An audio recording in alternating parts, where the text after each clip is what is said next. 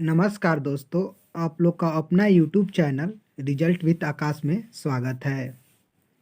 दोस्तों, हम लोग आज बात करेंगे कुछ और क्वेश्चनों पर जो कि एग्ज़ाम में मतलब कि सी टेट के परीक्षा में बार बार पूछे जाते हैं। दोस्तों, इस श्रृंखला में आप लोगों को जो भी वीडियो मिल रहा होगा उस वीडियो का प्रत्येक प्रश्न इम्पोर्टेंट है, क्योंकि इस श्रृंखला में उन्हीं क्वेश्चंस को या प्रश्न को शामिल किया जाता है जो बार बार रिपीट करते हैं या आने की संभावना है। दोस्तों, आइए फिर हम लोग आज पहले क्वेश्चन की बात करते हैं। देखिए दोस्तों, पहला क्वेश्चन क्या दिया है। एक बच्चे की विकास की प्रगति को उसी उम्र के बच्चों के विकास की दर से तुलना करके सटीकता से मापा जा सकता है। फिर इसका देखिए रीजन क्या दे रहा है, मतलब कि तर्क क्या दे रहा है। विकास का स्वरूप व गति सभी बच्चों के लिए एक समान होता है तथा सभी सांस्कृतिक परिवेश में समान रहता है। तो आप बताइए, कभी विकास की तुलना एक दूसरे से होती है? यानी कि आप यह नहीं कह सकते हैं कि एक बच्चे की विकास की प्रगति को उसी उम्र के बच्चे के विकास के बराबर होगी, क्योंकि हर कोई का विकास अलग अलग और अलग अलग समय पर होता है। तो हम लोग का कथन गलत है। फिर हम बात करते हैं तर्क का। विकास का स्वरूप व गति सभी बच्चों के लिए एक समान होता है। ये तो कतई संभव नहीं है कि सभी बच्चों के लिए विकास एक समान होगा। इसका मतलब क्या है? इसका मतलब यह है कि हम लोग का स्टेटमेंट और रीज़न यानी कथन और तर्क दोनों गलत है। ऐसे में हम देखते हैं हम लोग कौन सा ऑप्शन सही है। देखिए ऑप्शन लिखा है ए और आर दोनों सही है, और आर सही व्याख्या करता है ए की। फिर बी कह रहा है ए और आर दोनों सही है, लेकिन आर सही व्याख्या नहीं है ए की। सी लिखा है ए सही है लेकिन आर गलत है। ऑप्शन डी लिखा है both A and R all false, यानी कि ए और आर दोनों गलत है। यानी कि हम लोग का उत्तर क्या हो जाएगा? ऑप्शन नंबर डी इसका उत्तर हो जाएगा। आइए दोस्तों, फिर हम लोग अगले क्वेश्चन की बात करते हैं। देखिए अगला क्वेश्चन क्या है। मूर्त संक्रियात्मक अवस्था के बच्चों के लिए एक शिक्षिका को, ठीक है, मूर्त संक्रियात्मक का मतलब क्या? देखिए जीन पियाजे ने 4 अवस्थाएं बताए। पहला बताया संवेदी गामक अवस्था, फिर दूसरा उन्होंने बताया क्या बोलते हैं संक्रियात्मक अवस्था, फिर मूर्त संक्रियात्मक अवस्था, उसके बाद अमूर्त संक्रियात्मक अवस्था। ठीक है, तो जो हम लोग की मूर्त संक्रियात्मक अवस्था होती है वो कितना होता है? वो 7 से 11 वर्ष होता है। ठीक है, यदि 7 से 11 वर्ष होता है तो उसमें आप बताइए कि बच्चे को एक अध्यापक होने के नाते आप कार्य क्या देंगे? अमूर्त संरचनाओं से सरोकार करने के लिए खूब अभ्यास करवाना चाहिए। अब देखिए, अब चूंकि मूर्त अवस्था है तो अमूर्त की बात तो होती नहीं है, ये ऑप्शन तो ऐसे ही गलत है। वस्तुओं और विचारों को जटिल से वर्गीकृत करने के लिए मौके मुहैया कराना चाहिए। तीसरी है मतलब ऑप्शन सी है, ऐसी समस्या देनी चाहिए जो उच्च स्तरीय मूर्त सोच पर आधारित हो। उसके बाद यह ऐसी समस्या देनी चाहिए जो तर्कपूर्ण वैज्ञानिक समझ की आवश्यकता हो। अब देखिए, अगर इन तीनों ऑप्शन का बात किया जाए तो ऑप्शन नंबर बी सबसे अच्छा है। क्यों? क्योंकि देखिए ऑप्शन नंबर सी इसलिए गलती है कि उच्च स्तरीय का बात नहीं किया जा सकता है। क्यों? क्योंकि वो मूर्त में है, अभी अमूर्त में नहीं गया है। ठीक है, अगर ऑप्शन नंबर हम लोग डी देखें तो क्या ऐसी समस्या देनी चाहिए जो तर्कपूर्ण वैज्ञानिक समझ पर, वैज्ञानिक समझ की बात यहाँ अभी नहीं किया जा सकता है। इसलिए हम लोग ऑप्शन नंबर बी इसका उत्तर होगा। क्यों क्यों क्यों होगा? देखिए कह रहे वस्तुओं और विचारों को जटिल से वर्गीकृत करने के मौके मुहैया कराना चाहिए। यानी कि आप वस्तुओं को उसके सामने रखिए और उसको अब ये कहा जा सकता है कि कौन सी वस्तु क्या है, मतलब कि कौन सी वस्तु ठोस की है, कौन सी वस्तु द्रव की है, या कौन सी मान लीजिए सब्जियों का समूह है, कौन इसका समूह है। ये सब बालक यहाँ पर आराम से कर लेगा। ठीक है, क्योंकि जो चीज़ उसके सामने प्रत्यक्ष रहेगी उसे मूर्त अवस्था में आराम से समझ लेगा। तो हम लोग ऑप्शन नंबर बी इसका उत्तर हो जाएगा। आइए दोस्तों, फिर हम लोग आगे बात करते हैं। देखिए आगे क्या दिया है। 9 3 अंकों की संख्याओं का जोड़ करने में अकेले संघर्ष करता है, किंतु शिक्षिका की मदद से वह ऐसा करने में सक्षम है। ले वाइगोत्स्की के सिद्धांत के अनुसार यह क्या दर्शाता है? अब देखिए, वह 3 अंक का जो जोड़ है वह करने में अभी क्या हो रहा है, तो संघर्ष कर रहा है। संघर्ष कर रहा है यानी कि अटक रहा है, अटक रहा है यानी कि रुक रहा है, ठीक है। और वह अपनी शिक्षिका के मदद से उसको पूरा करता है, यानी कि जिस क्षेत्र में मतलब कि जिस समीपस्थ विकास का जो एरिया है, जेपीडी का, जोन ऑफ प्रॉक्सिमल डेवलपमेंट का, उसमें रुक रहा है, उसको अपनी शिक्षिका की मदद से पूरा करता है। तो इस सिद्धांत के अनुसार मतलब पूछ रहा है वाइगोत्स्की साहब के सिद्धांत के अनुसार यह क्या है, तो यह जोन ऑफ प्रॉक्सिमल डेवलपमेंट है, यानी कि ऑप्शन नंबर ए इसका क्या हो जाएगा, ऑप्शन नंबर ए इसका उत्तर हो जाएगा। आइए हम लोग आगे बात करते हैं। राष्ट्रीय शिक्षा नीति 2020 किस पर बल देती है? लचीला बहुस्तरीय गति आधारित अधिगम, बच्चों के केवल संज्ञानात्मक विकास से संबंधित पहलू, राष्ट्रीय पाठ्यचर्या के मानवीकरण पर, बच्चों के स्मरण कौशल के मापने पर। अब देखिए, मापन की बात नहीं करती है, मानवीयकरण की बात नहीं करती है, केवल संज्ञानात्मक पहलू की बात नहीं करती है, बल्कि क्या, लचीला बहुस्तरीय गति आधारित अधिगम, यानी ऑप्शन नंबर ए इसका सही उत्तर है। आइए फिर हम लोग आगे बात करते हैं। दोस्तों, इस श्रृंखला का एकमात्र उद्देश्य यह है कि कम समय में अधिक क्वेश्चनों को लगाना और उन क्वेश्चनों को लगाना जो बार बार आते हैं या पूछे जाने की प्रबल संभावना है। तो इसलिए मतलब किसी भी क्वेश्चन पर इस श्रृंखला में बहुत कम मतलब कि बताया जाता है, क्योंकि जब ज़्यादा लंबा वीडियो हो जाएगा तो इसको रिवीजन में दिक्कत आएगी। और आप लोग को इस वीडियो के डिस्क्रिप्शन बॉक्स में एक और प्लेलिस्ट मिलेगा सीटेट पर, जिसमें हम आप लोग के समक्ष आकर यानी कि कुछ क्वेश्चनों के माध्यम से यह बताते हैं कि पेपर को कैसे सॉल्व करें, मतलब कि पेपर के सॉल्व करने के हम लोग तरीके को सीखते हैं, ऑप्शन को काटने के तरीकों को सीखते हैं। तो आप लोगों में से अभी जो लोग उस श्रृंखला के वीडियो से नहीं जुड़े हैं, तो आप लोग उस वीडियो से जुड़ जाए। और दोस्तों, साथ ही साथ आप लोग इस चैनल को सपोर्ट कीजिए। और आप लोग का सपोर्ट क्या है, आप लोग लाइक करिए, सब्सक्राइब kariye और अपने प्रिय दोस्तों के बीच शेयर करिए। देखिए अगला क्वेश्चन क्या है, कह रहा है वाइगोत्स्की के संरचनावाद में किसकी भूमिका अहम है? अब बताइए, भाषा का, परिकल्पना का, स्कीमा का विकास, इनाम व सजा। तो अब बताइए, वाइगोत्स्की साहब सबसे ज़्यादा किस पर, मतलब वाइगोत्स्की साहब के सिद्धांत को क्या कहा जाता है? सामाजिक अंतःक्रिया का सिद्धांत, सामाजिक सांस्कृतिक अंतःक्रिया का सिद्धांत, सामाजिक संज्ञानात्मक सिद्धांत, यानी कि किस पर? वो भाषा पर बल देते हैं कि आदमी उस पर क्या करे, तो अपने आप में अंतःक्रिया करे। तो हम लोग को ऑप्शन नंबर ए इसका उत्तर हो जाएगा। आइए फिर हम लोग आगे बात करते हैं। देखिए आगे क्या दिया है, निम्नलिखित में से कौन सी अधिगम अक्षमता सुसंगत रूप से लिखने की क्षमता को सीधे प्रभावित करती है? किसको? लिखने को। लिखने मतलब हम बार बार चिल्ला चिल्ला के बोलेंगे, जब भी लिखना शब्द आ जाए तो आप क्या करेंगे? ग्राफ। क्यों? क्योंकि हम लोग ग्राफ का प्रयोग करते हैं लिखने में। मतलब ग्राफ से याद करेंगे क्या हम? डिस्ग्राफिया। क्या याद करेंगे? डिस्ग्राफिया। यानी जब भी लिखना शब्द आए तो आप कौन सा ऑप्शन मारेंगे? आप मारेंगे डिस्ग्राफिया। अब देखिए हम लोग का कौन सा ऑप्शन है, तो हम लोग ऑप्शन नंबर ए इसका क्या हो जाएगा? उत्तर हो जाएगा डिस्ग्राफिया। अब डिसकैलकुलिया है तो यह गणित का विकार है, कैलकुलेशन का विकार है। और फिर ऑप्शन सी डिसलेक्सिया है तो यह पठन विकार है, ठीक है। डिस्प्लेक्सिया है तो यह अंग विकार है। तो हम लोग ऑप्शन नंबर बी सही हो जाएगा, डिस्ग्राफिया। दोस्तों इस चारों में से आप लोगों को एक क्वेश्चन आएगा ही आएगा, ठीक है। तो आप लोग इसको तैयार कर कर चलिए। दोस्तों जो क्वेश्चन आप लोग को जहाँ से फिक्स है वहाँ से क्वेश्चन आप लोग का गलत नहीं होना चाहिए, क्योंकि यदि जो क्वेश्चन फिक्स है वो गलत हो जाता है तो ये समझिए कि आपका अच्छे अंक आने में कहीं ना कहीं से कोई त्रुटि हो रही है। आइए फिर हम लोग आगे बात करते हैं।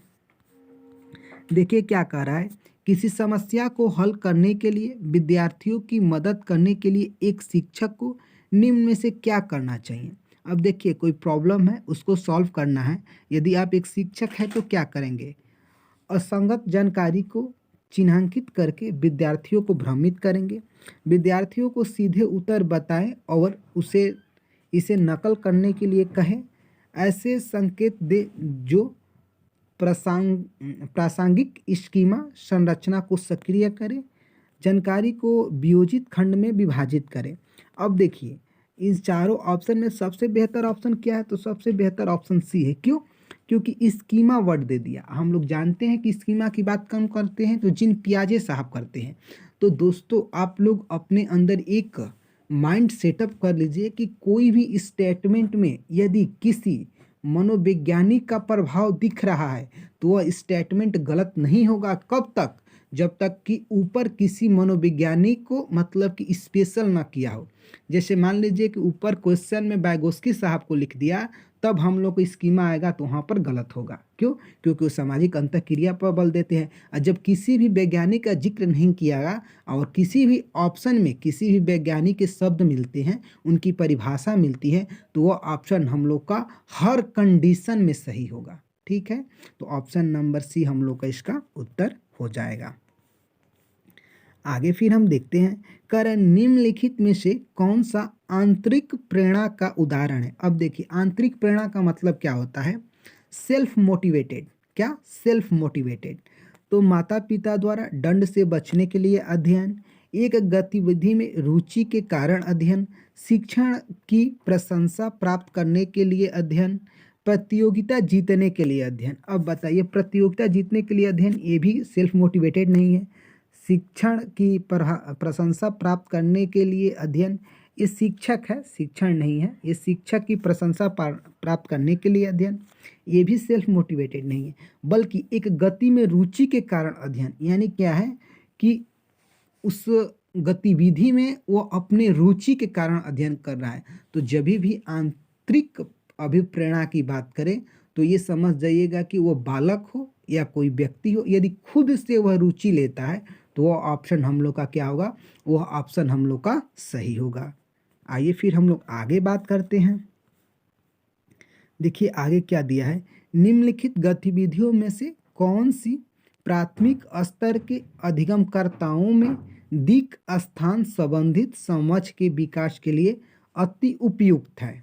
अब देखिए क्या कह रहा है, दिक् स्थान की समझ मतलब किसी स्थान के बारे में जानकारी, बस मोटा मोटी ये समझिए। ठीक, संख्या रेखा पर संख्या को निरूपित करना, उनके घरों की कक्षाओं के सापेक्ष आकारों और स्थितियों को दर्शाते हुए मानचित्र रेखांकित करना, एक मानचित्र पर दो शहरों के बीच की दूरी को मापना, ज्यामितीय आकृतियों के नाम को पुनः स्मरण करना। देखिए, पुनः स्मरण करना सब तो ऐसे गलत है। एक मानचित्र पर दो शहरों के बीच की दूरी को दर्शाना। अब देखिए, मान लीजिए आप कोई भी शहर ले रहे हैं और बालक उस शहर को नहीं जानता है तो उसके अंदर उसका संप्रत्यय नहीं बनेगा। ठीक है, तो ये ऑप्शन हम लोग का गलत हो जाएगा।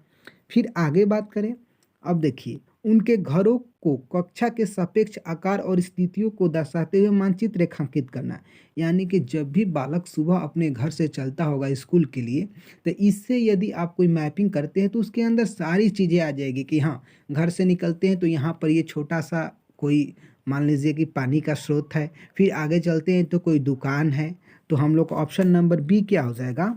हम लोग ऑप्शन नंबर बी इसका सबसे सही और सबसे उचित उत्तर हो जाएगा। आइए फिर हम लोग आगे बात करते हैं। कह रहा है, सुश्री प्रिया के विभाजन की संकल्पना समझाई है, इस पर छात्रों का आकलन करने के लिए निम्नलिखित में से प्रमाणिक कार्य का सबसे अच्छा उदाहरण कौन सा है। मतलब कि उन्होंने विभाजन की चीज़ को मतलब कि समझाया है और फिर पूछ रहा है क्या कि इसकी जांच करने के लिए सबसे बेहतर तरीका क्या हो सकता है। तो पहला कह रहा है क्या, 65 को 13 से विभाजित करने पर भागफल क्या होगा। ठीक है, एक संख्या को दूसरी संख्या से विभाजित करने का क्या अर्थ होता है, उदाहरण देते हुए समझाइए। आपकी कक्षा में उपस्थित 25 छात्रों में 100 उपलब्ध ड्राइंग शीट समान रूप से वितरित करें। अपनी कक्षा के लिए एक झंडा बनाइए और जिसका 1/3 भाग नीला हो। अब देखिए, एक झंडा बनाना और 1/3 नीला होना ये उतना प्रत्यक्ष नहीं है। क्यों? देखिए ऑप्शन सी से इसकी तुलना करिए।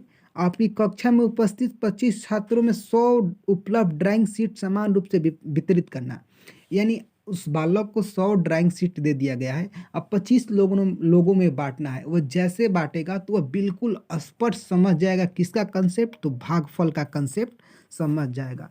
तो यह ऑप्शन हम लोग का सी सही है। क्यों? क्योंकि यह प्रत्यक्ष अनुभव करा रहा है।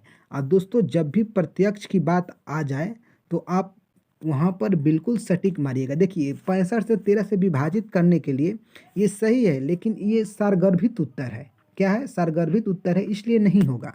फिर एक संख्या, ये भी नहीं हो सकता। क्यों? क्योंकि ये भी सारगर्भित है। लेकिन यह क्या है? हम लोग को ऑप्शन नंबर जो सी दिया है वह सबसे बेहतर है। क्यों? क्योंकि यह एक प्रत्यक्ष है। जब भी प्रत्यक्ष ऑप्शन आ जाए तो वह सबसे सटीक होता है। तो हम लोग ऑप्शन नंबर सी इसका उत्तर हो जाएगा। आइए फिर आगे बात करते हैं। माध्यमिक और उच्च माध्यमिक विद्यालयों में ऐसा देखा गया है कि गणित में लड़के लड़कियों से बेहतर प्रदर्शन करते हैं। इस परिस्थिति का समालोचनात्मक विश्लेषण इस ओर इशारा करता है कि इसका कारण हो सकता है। अब देखिए जब भी लड़के लड़कियों की तुलना की बात करें तो आप समझते हैं कि वो जेंडर रूढ़िवादिता होता है, और यहाँ से क्वेश्चन फिक्स है। तो पहला ऑप्शन क्या कर रहा है? लड़कियां गणित तर्क वितर्क करने में असमर्थ है, ये बिल्कुल नहीं हो सकता। गणित का ज्ञान लड़कियों के लिए नहीं है, ये भी नहीं हो सकता। सामाजिकरण की प्रक्रिया में अधिकतर लड़कियों को यह बोध करवाया जाता है कि गणित एक पुरुष का क्षेत्र है, अतः कठिन है। लड़कों और लड़कियों की तुलना में गणित स्वाभाविक रुचि होती है, ये देखिए ये भी नहीं है। लेकिन क्या इसका सबसे सटीक ऑप्शन क्या है? सबसे सटीक ऑप्शन हम लोग का सी हो जाएगा। क्यों? क्योंकि समाज में ऐसा एक मतलब कि वातावरण बनाया गया है कि लड़कियों को यह बोध करवाया गया है कि गणित में पुरुष का क्षेत्र है, गणित पुरुष ही पढ़ते हैं। तो ये लैंगिक पूर्वाग्रह को ऑप्शन दिखा रहा है। तो हम लोग को यही ऑप्शन चुनना है, क्योंकि क्वेश्चन में जैसा लिखा था उसके अनुसार हम लोग ऑप्शन नंबर सी इसका सबसे बेहतर उत्तर है। आइए फिर हम लोग आगे बात करते हैं। कह रहे हैं क्या?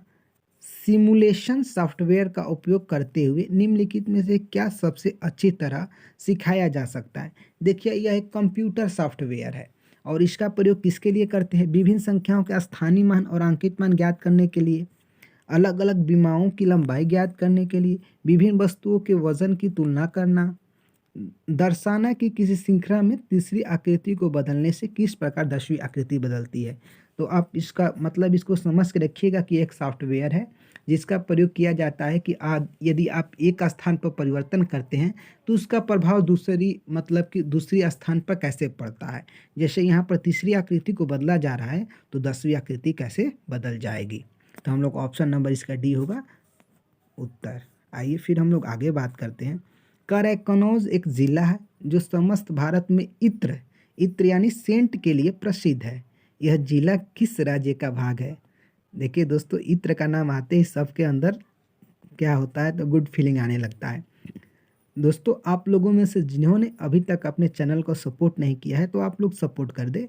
आप लोग का सपोर्ट लाइक सब्सक्राइब और शेयर ही है। आइए हम लोग बिना टाइम गंवाए आगे बात करते हैं। देखिए कनौज कनौज यह एक उत्तर प्रदेश का जिला है जहाँ पर क्या होता है, तो जहाँ पर इत्र बहुत ज़्यादा उत्पादन होता है यानी बनता है। तो हम लोग ऑप्शन नंबर क्या हो जाएगा, तो हम लोग को ऑप्शन नंबर डी पर दिया है उत्तर प्रदेश। ठीक, तो हम लोग को ऑप्शन नंबर डी इसका उत्तर हो जाएगा। फिर आगे बात करते हैं। रेत के टीले कहाँ पाए जाते हैं? अफगानिस्तान इंग्लैंड कह रहा है, उज्बेकिस्तान बांग्लादेश कर रहा है, बर्लिन राजस्थान कर रहा है, अबू धाबी अफगानिस्तान कर रहा है। तो हम लोग क्या हो जाएगा, हम लोग का उत्तर हो जाएगा डी अबू धाबी अफगानिस्तान। अब देखिए एनसीईआरटी 3 से 5 तक पढ़ते हैं पर्यावरण और मैथ, तो आप लोग के बहुत सारे क्वेश्चन बन जाएंगे। आप लोग को डिस्क्रिप्शन बॉक्स में एक व्हाट्सअप लिंक मिलेगा या टेलीग्राम लिंक, आप व्हाट्सअप लिंक से ज्वाइन हुई। हमारे टीम के द्वारा आपको एक पर्यावरण और मैथ का पीडीएफ दिया जाता है जिसमें एनसीईआरटी का सार होता है, मतलब कि संक्षिप्त में होती है और क्वेश्चन वहीं से बनते हैं। ठीक है दोस्तों, आइए फिर हम लोग आगे बात करते हैं। आप लोग उस ग्रुप से ज्वाइन होइए। कह रहा है मिश्रित लर्निंग मोड में ईवीएस पढ़ाने के फायदे हैं। अब कह रहा है क्या, विद्यार्थी कहीं से भी ऑनलाइन कक्षा में शामिल हो सकता है, ठीक है। विद्यार्थी को शिक्षक एवं साथियों से आमने सामने बातचीत करने को मिलता है, ये भी ठीक है। विद्यार्थियों को कक्षा के दौरान चौकन्ना रहने की आवश्यकता नहीं है। विद्यार्थी अपने ऑनलाइन पढ़ाई से सीखी हुई बातें घर समुदाय में पूरक गतिविधियों से पूरा कर सकते हैं। देखिए, अब ये सीधा सीधी ऑनलाइन अधिगम की बात कर रहा है, तो आप बताइए क्यों जब ऑनलाइन अधिगम चलता है तो क्यों उसके लिए आप चौकन्ना नहीं रहेंगे? मान लीजिए कभी आप क्लास देख रहे हैं और क्लास चालू करके मोबाइल कहीं और रख दे और उस पर ध्यान ना दे, तो क्या आप सीख जाएँगे? तो बिल्कुल नहीं सीखेंगे। यानी ऑप्शन नंबर हम लोग का सी क्या है? हम लोग का ऑप्शन नंबर सी गलत है। और वो गलत ही क्या है? हम लोग के क्वेश्चन में गलत ही पूछा है क्या? कि देखिए पढ़ाने के अच्छा, मिस्ट्री लर्निंग मोड में ईबीएस पढ़ाने के फ़ायदे हैं, फ़ायदे पूछ रहा है। विद्यार्थी कहीं से भी ऑनलाइन कक्षा में शामिल हो सकते हैं, सही है। विद्यार्थी को शिक्षक एवं साथियों के सामने आमने-सामने बातचीत करने को मिलता है। विद्यार्थी को कक्षा के दौरान चौकन्ना रहने की आवश्यकता नहीं है। विद्यार्थी अपने ऑनलाइन पढ़ाई में सीखी हुई बातें घर समुदाय में पूरक गतिविधियों से पूरा कर सकते हैं। तीनों ऑप्शन सही है, लेकिन क्वेश्चन में बल्कि नहीं वर्ड चाहिए, क्योंकि हम लोग का ऑप्शन नंबर सी इसका गलत है दोस्तों। इसके लिए घबराना नहीं है, हर साल 2-3 क्वेश्चन ऐसे आते हैं जिसका 2 उत्तर भी हो सकते हैं और गलत ऑप्शंस भी आते हैं। तो इन सब चीज़ों को भी जाना है। ये नहीं कि पेपर में अगर कोई गलत क्वेश्चन आ गया तो आपको उसी के पीछे हाथ धो के नहीं पढ़ना है। आपने उसके लिए एक लिमिट टाइम का है जो दिया आपने, यदि नहीं बनता है तो आप उसे छोड़ सकते हैं। आगे आप जाइए। एक ईवीएस शिक्षा को गतिविधि आयोजित करने के लिए निम्न मानदंडों को ध्यान में रखना चाहिए। उसके संज्ञानात्मक स्तर के अनुसार समूहीकरण करें। लिंग के आधार पर बालक एवं बालिकाओं का अलग समूह या समूहीकरण करें। पूरी कक्षा में जितने समूह बना सके बना ले। समूह के बीच सहभागिता एवं प्रतियोगिता के आधार पर समूह बनाएं। देखिए सारे ऑप्शन निगेटिव है। इसमें सामूहिकरण की बात कर रहा है, लिंग का कभी आप अलग कर ही नहीं सकते, ठीक। और इसमें देखिए क्या करें, पूरी कक्षा में जितने समूह या कोई मतलब कि ऑप्शन में कोई लॉजिक है ही नहीं। और ऑप्शन नंबर डी की बात करें तो इसमें लॉजिक है, सबसे बड़ा लॉजिक क्या है? सहभागिता। तो यह मिल गया हम लोग का क्या, यह मिल गया तरीका हम लोग का उत्तर को क्लिक करने का, यानी ऑप्शन नंबर डी इसका क्या होगा? ऑप्शन नंबर डी इसका उत्तर होगा। आइए फिर हम आगे बात करते हैं। कार्य प्राथमिक स्तर पर ईवीएस के पाठ्यचर्या की प्राकृतिक है, ठीक। समावेशी, प्रासंगिक, थीम आधारित, एकीकृत और अनुभवात्मक, प्रासंगिक, अनुशासनात्मक एवं पर्यावरणीय दृष्टिकोण का अनुसरण करता है। एकल विषय, वैश्विक से लेकर स्थानीय, समावेशी। अब देखिए इसमें सबसे अच्छा हम लोग का क्या है?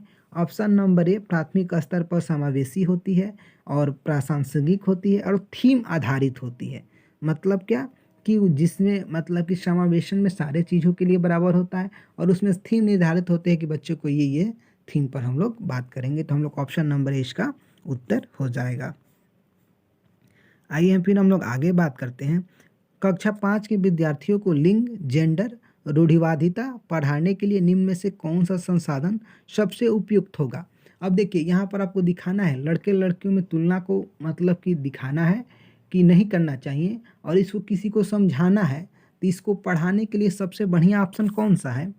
सदस्यों के बीच कार्य का आवंटन का पता लगाने के लिए घरों का सर्वेक्षण, अखबार में लिंग सशक्तिकरण पर कहानियाँ, सफल महिलाओं की कहानियाँ, महिला स्वस्थ पेशेवरों की संख्या का पता लगाने के लिए अस्पतालों का भ्रमण।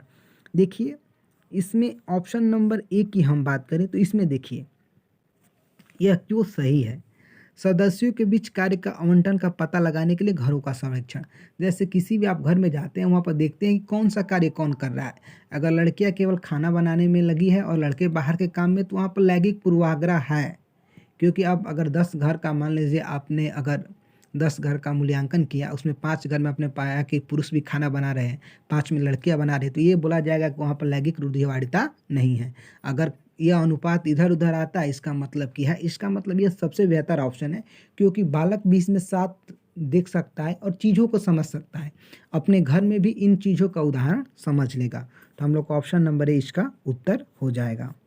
आइए फिर हम लोग आगे बात करते हैं। करें कक्षा में बहुभाषिकता एक रणनीति के रूप में प्रयुक्त करने के लिए क्या तात्पर्य है? अब देखिए क्या कर रहा है, कक्षा में बहुभाषिकता की बात कर रहा है। तो शिक्षार्थियों की समान भाषा को अंग्रेजी भाषा की कक्षा में पाठ्यपुस्तक को अनुवाद के लिए प्रयोग करना, शिक्षार्थियों की भाषा के भाषाओं को शिक्षण अधिगम तथा विषय वस्तु के लिए प्रयोग करना, कक्षा कक्ष में निर्देशन के माध्यम भाषा के सिवाय शिक्षार्थियों को अपनी भाषा को प्रयोग नहीं करने देना, बहुभाषी वक्ता के लिए विद्यालय में अनेक भाषाएं सीखना। देखिए सारे ऑप्शन इसमें से मतलब कि 3 ऑप्शन बिल्कुल गलत है। ये क्यों गलत है कि ये कोई नहीं है कि आप बहुभाषी के लिए विद्यालय में जाएंगे और उनके भाषाओं को आप रोक नहीं सकते हैं। ये कह रहा है केवल एक भाषा को नहीं दर्शाया जा सकता है, यानी क्या, विद्यार्थियों की भाषा को भाषाओं के शिक्षण अधिगम तथा विषय वस्तु के लिए प्रयोग करना। यानी क्या, जो बच्चा घर से सीखता है या लैंग्वेज जो मातृभाषा में वो जानता है उसका आप प्रयोग करिए अपनी शिक्षण अधिगम में। यदि उसका वो प्रयोग करेंगे तो उसको लगेगा कि मैं जो कुछ जानता हूँ सर या मैडम वही बता रही है। यानी ऑप्शन नंबर बी हम लोग का उत्तर हो जाएगा। आइए फिर आगे बात करते हैं। कह रहा है निम्नलिखित में से आप किसे प्रामाणिक सामग्री के रूप में स्वीकार नहीं करेंगे। अब देखिए किसे नहीं करेंगे। पत्रकारिता के लिए एक कार्टून, समाचार में एक विज्ञापन, पाठ्य पुस्तक लेखक द्वारा कोविड-19 पर लिखा निबंध, प्रसिद्ध लेखक प्रेमचंद के द्वारा लिखी गई लघु कथा। अब देखिए प्रामाणिकता की बात करता है तो हम लोग ऑप्शन नंबर सी का उत्तर आ जाए। क्यों कि अगर निबंध कोई कोविड-19 पर लिखा है तो आप किसी भी बच्चे से किसी भी टॉपिक पर निबंध लिखने के लिए बोलिएगा तो आप एक चीज़ ऑब्जर्व करेंगे कि सारे बच्चे उस टॉपिक पर अपने ज्ञान के अनुसार अलग अलग तरीके से लिखते हैं, तो उसे एक प्रामाणिक स्रोत नहीं माना जा सकता। तो हम लोग ऑप्शन नंबर सी का उत्तर हो जाएगा। आइए फिर बात हम करते हैं आगे। आधारभूत अंतः व्यक्तिक संप्रेषण कौशल है, इसको भरना है। क्या भाषा का वर्तमान में प्रयोग करते हैं, उच्च स्तरीय चिंतन के लिए भाषा का प्रयोग, अमूर्त विचारों तथा संकल्पनाओं को प्रकट करने के लिए भाषा का प्रयोग, विषय पर वैज्ञानिक शोध के लिए के प्रतिवेदन रिपोर्टिंग के लिए भाषा का प्रयोग। देखिए इन तीन ऑप्शन को छोड़ दिया जाए, एक पहले ऑप्शन को देखा जाए तो इसमें वर्तमान में कह रहा है प्रयोग, यानी क्या कह रहा है कि इस ऑप्शन को देखा जाए तो एक्टिव ऑप्शन है। क्योंकि इसमें वर्तमान में इसके प्रयोग को मतलब कि प्रेजेंट में दिखा रहा है। तो हम लोग का ऑप्शन नंबर ए इसका उत्तर हो जाएगा। आइए फिर हम आगे बात करते हैं। निम्नलिखित कथनों में से कौन सा भाषा की कक्षा में साहित्यिक पाठ्य सामग्री के शिक्षण के संबंध में सत्य नहीं है। अब देखिए क्या सत्य नहीं है। साहित्यिक पाठ्य सामग्री का प्रयोग व्याकरण शिक्षण के लिए किया जाना चाहिए। साहित्यिक पाठ्य सामग्री सहारा, आनंद एवं मजे के लिए होती है, ठीक है। साहित्य पाठ्य सामग्री समालोचनात्मक चिंतन के लिए होती है, ये भी सही है। साहित्यिक पाठ्यक्रम सहारा, आनंद एवं मजे के लिए नहीं होती है। देखिए साहित्य का प्रयोग मजे और सहारा के लिए किया जाता है, तो ये ऑप्शन हम लोग का गलत है। लेकिन चूंकि ऑप्शन ए भी कमजोर है, क्यों, क्योंकि इसका प्रयोग व्याकरण सीखने में नहीं किया जाता है। लेकिन जब एक ही देखिए यहाँ पर बी हम लोग का सही है और उसी में नहीं लगा दिया, इसका मतलब कि डी हम लोग का सबसे ज़्यादा गलत हो जाएगा। यानी हम लोग का डी क्या हो जाएगा, हम लोग का डी उत्तर हो जाएगा। आइए फिर आगे बात करते हैं। दोस्तों रिजल्ट विद आकाश में आप लोग का स्वागत है और हम लोग का क्वेश्चन आज समाप्त हो गए हैं। हम लोग मिलेंगे दोस्तों एक और बेहतर वीडियो के साथ। मैंने इस श्रृंखला में वीडियो आते रहेंगे दोस्तों। आप लोग बस अपना सपोर्ट बनाइए, आप लोग लाइक करिए, सब्सक्राइब करिए और अपने प्रिय दोस्तों के बीच दोस्तों शेयर करिए। तब तक के लिए दोस्तों जय हिंद।